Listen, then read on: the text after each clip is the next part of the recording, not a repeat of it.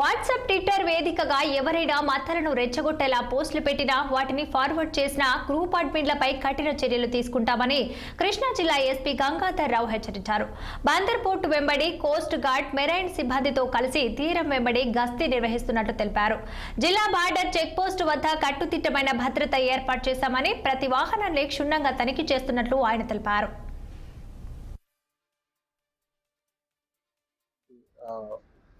పరిస్థితుల్లో మనం దాయాదులతో ఏ రకంగా మనం పోరాడుతున్నాం అనేది తెలిసినటువంటి విషయమే. దీనిలో అందరూ సహకారం మనకి కావాలి. దాంట్లో మీడియా కానీ లేకపోతే ప్రజలు కానీ అలాగే అన్ని వర్గాల ప్రజల యొక్క సహకారం కావాలి. కానీ కొన్ని సందర్భాల్లో ఈ సోషల్ మీడియాలో వాటిల్లో వారి యొక్క అభిప్రాయాలు రకరకాలుగా వ్యక్తం చేస్తున్నారు. దాంట్లో కొన్ని పాజిటివ్ నెగిటివ్ అట్లాగా ఉంటా ఉన్నాయి.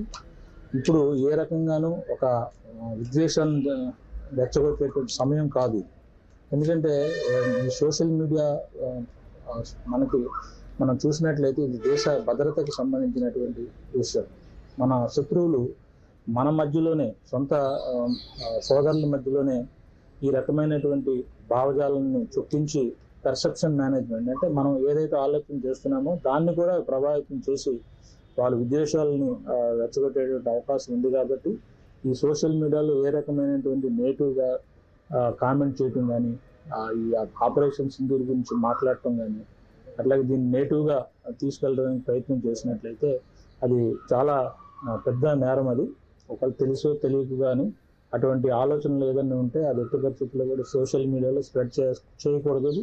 దీని విషయంలో మేము అందరికి కూడా కృష్ణా జిల్లా ప్రజలందరికీ కూడా మీడియా ద్వారా వారందరికీ తెలియజేస్తూ ఉన్నాము.